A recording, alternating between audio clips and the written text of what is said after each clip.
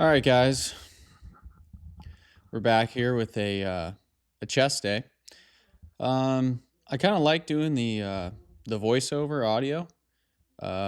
So today I put my mic in with the actual head jack to my camera, and I think I'm going to do a little bit of both. So you might be able to hear you should be able to hear some of the audio from the lifting session today, and then I'm going to do this voiceover. First exercise, I'm doing this makeshift cable, kind of like a fly press, more like a fly. I believe this is a just a warm up set. Yep, should be just a warm up set. Increase the weight here. Yep, increase the weight. This is my first working set. Trying to get to 6 reps, as heavy as I possibly can. I really like this makeshift chest press. I think Free Motion makes their own machine that's similar to this. We don't have one, but this is a pretty good setup here. Heavy as we possibly can go.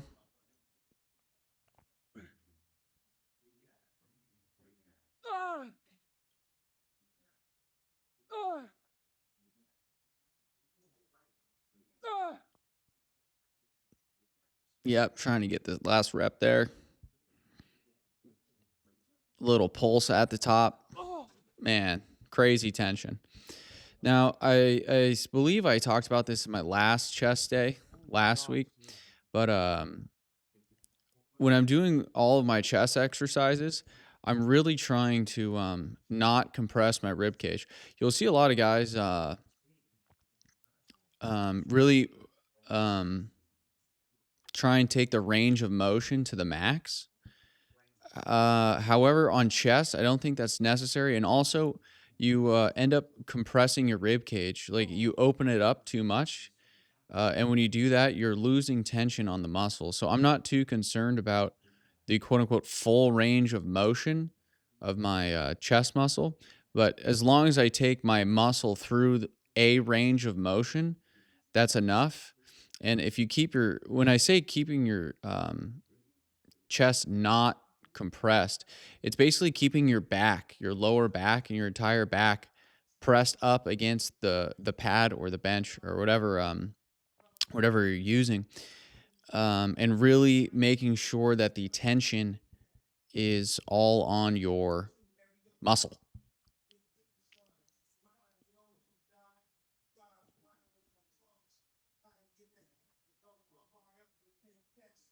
Also, you might notice here in this next set,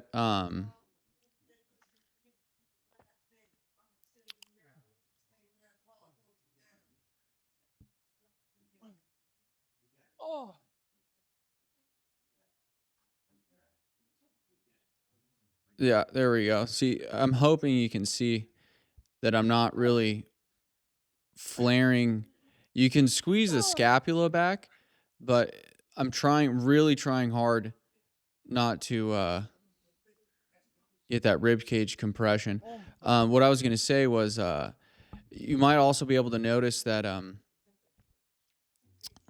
man, I'm really having a tough time using my brain here when I'm this lean, dude. It's really hard to just even to concentrate. Um, what was I gonna say?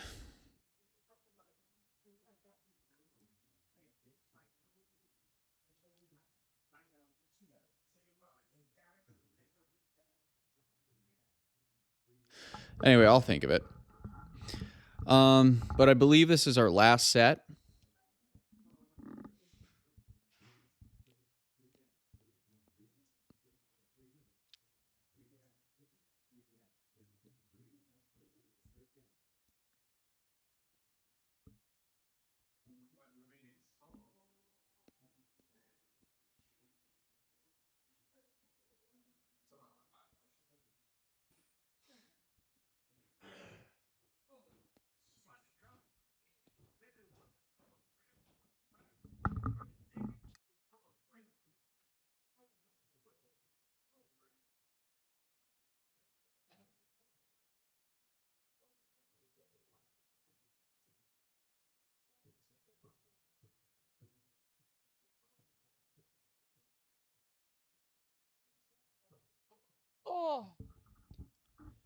Oh, that's what I was gonna say. All right, that's what I was gonna say.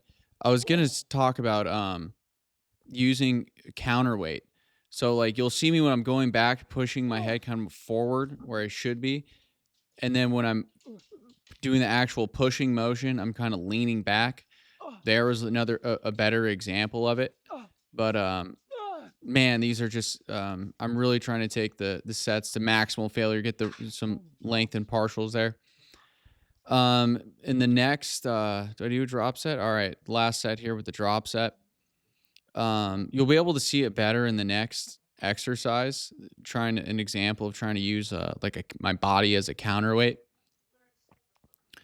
Um, Again, the first exercise of the day has to be as heavy as you possibly can go. See, there's a little better. I'm doing a better example here of using my body as a counterweight. It adds so much more tension onto the muscle. I got the rib cage compression and the counterweight stuff from Jonathan Warren on YouTube. So shout out him. I think I mentioned him in the video last week as well. I'll probably keep mentioning him because I really think it's been a great addition, especially in my chest routine. So we go back to here. This is a plate loaded chest press machine.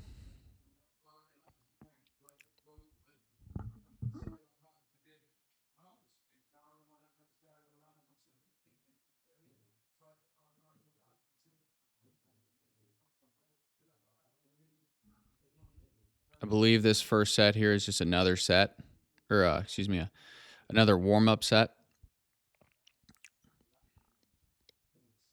I do warm up sets on every exercise that I do, regardless of how hard the last set was or the last exercise was. I'm doing a better example. You should be able to see it there. Better example of using my body as a counterweight, leaning forward when I'm coming back, and then leaning back when I'm pushing forward. Now, some people may intuitively be doing this. Like if you watch guys bench press, they'll lift their head off of the pad, and intuitively, what they want to do is they're trying to get that counterweight active. A lot of people say to not do that. Uh, However, I think using the body as a counterweight is intuitive and uh, aids in the mind muscle connection and increasing the tension on the muscle.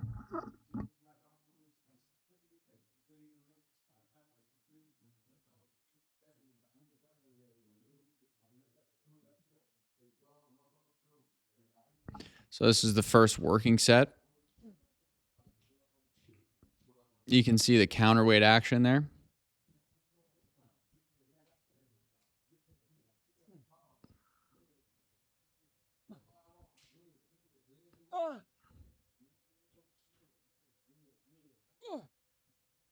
Yeah, get some pulses there at the top. This exercise, I wasn't. I'm normally trying to get to 6. I think I got more than that there, but when you get this lean and you're getting this depleted, you can't be redlining it every single exercise. So this, I took the intensity down just a little bit on this exercise. I go back to go heavier on the my last exercise, which is the pec deck, the fly machine. But here I just couldn't. I could not handle going heavier.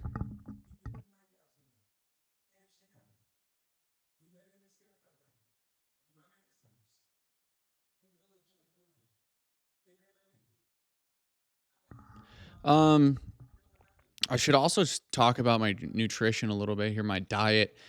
I might add just a full day of eating video, which will probably be 30 seconds to a minute long. I'm not eating very much food and I eat the same thing every day. I've been eating the same thing every day for probably the past at least 8 weeks. At least 8 weeks. Um, it's 4 rice cakes with some honey and blueberries on top. two whole eggs, 8 ounces of orange juice, a liter of water, and that's all before workout, and with some black coffee, some espresso, just black. This is the next set here. You can see I'm doing a better job of using the counterweight. I really think it adds so much more tension on the muscle.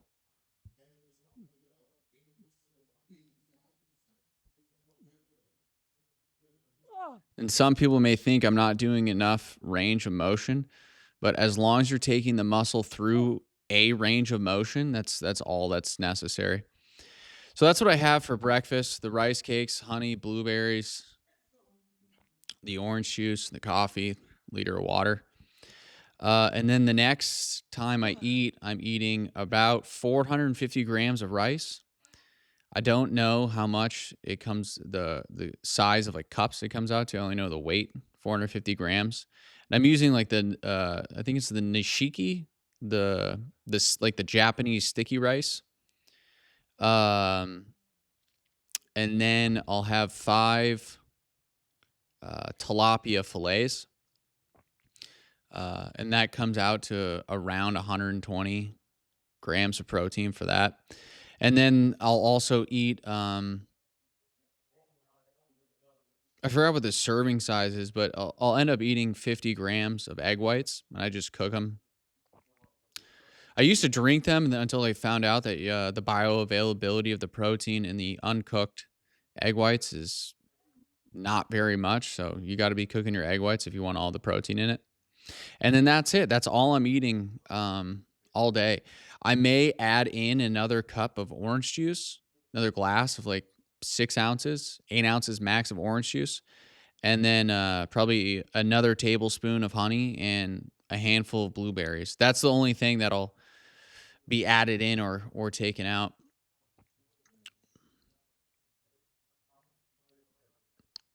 So I think this is a drop set. I think this is the third set here.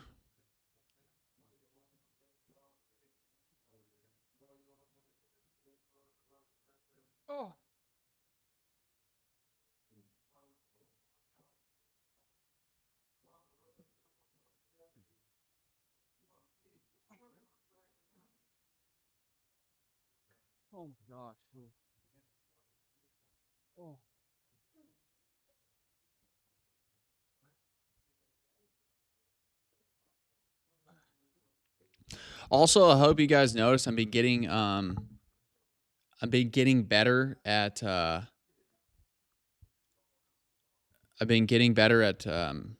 editing and the overall quality of the footage. So I hope you guys have been noticing that.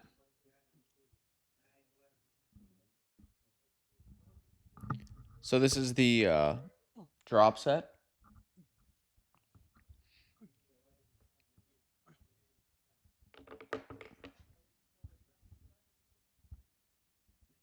Really getting the partials at the top there. So I think we're gonna increase, if I remember correctly, increase the weight here. Yep. So we should be doing like a 45-second rest after the drop set, and then we're gonna increase the weight again. So this is kind of like one of those rest pauses. Even though I believe the rest pause should be less rest, but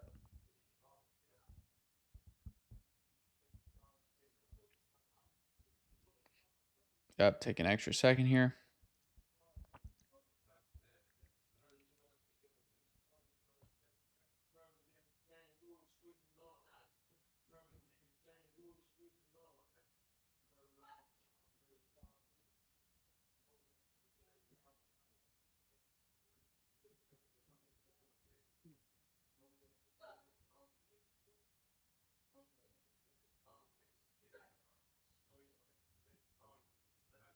Really using my body as the counterweight there. That's increases the tension so much. If you guys have never tried this on the chest, you got to try it, or any muscle for that matter.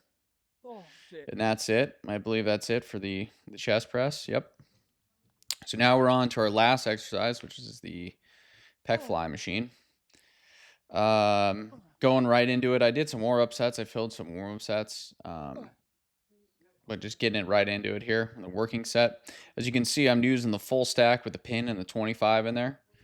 I think I got 6 reps on this. Yep. I really wish I had someone to get me to the top, or training partner. And you saw there, there's those 2 reps at the end. I was really trying to get an ISO hold or even some small pulses at the top, which are crazy, crazy tension. Especially, I mean, the point of those is you want to really take your muscle to failure, to positive failure. And then when you get those negatives or those pulses at the top, those are the reps that are really gonna increase the hypertrophy. Now, I'm no scientist. This is all just this is bro science, but I believe I think my results speak for themselves after years of training like this.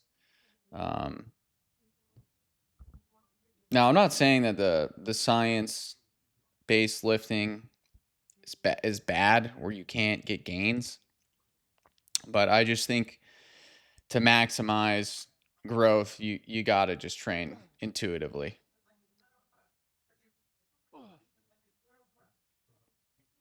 So another set. I'm really trying to counterweight there. You can see it. And I don't really care how many reps I got. Oh, those pulses at the top were crazy. Pulses at the top were crazy. Now, I don't really care how many reps it takes for me to get to that exhaustion, that positive exhaustion, as long as I get there. And again, I'm doing some more pulses slash heavy negatives here. And these are really the reps that matter, not necessarily the contraction ones. They do matter, but when you're able to get those negatives when you're already at the positive contraction failure, those are the ones that really matter, and those are the ones that you really gotta dial in for. I'm also interested in if you guys seen the Haney Rambod. I think it's the FST7 or something. His training method. He's really big into posing or flexing the muscle that you're working in between sets. I'm really interested to go through a full workout of his. Maybe one day we'll be able to do it, but we'll see. I think it's an interesting concept.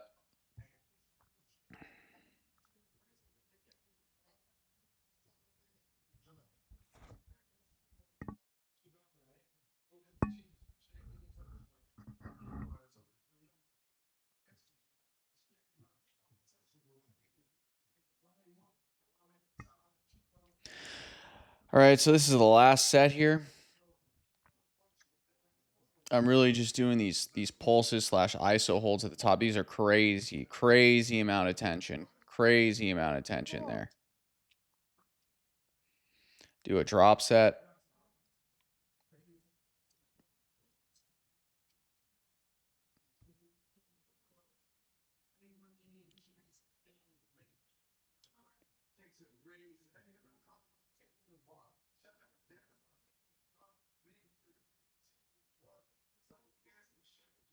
Really trying to keep my spine neutral and use my body as that counterweight. These are crazy tensions here too. Crazy, crazy intensity. Yep, that's it. So that's it for the lifting portion. I think we're heading into the posing here. Here's the posing. Um, I normally I fail to mention my cardio that I've been doing. I have been doing 50 minutes on the treadmill at max incline, 15 degrees at around 2.6 to 2.8 miles an hour. But the end of last week and this week, I've only been doing 40 minutes. I think if I continued to do 50 minutes of cardio, I think I would really start to lose some muscle tissue. Um, so 40 minutes on the cardio on the treadmill after this, and then that's it for the workout. So, all right, guys.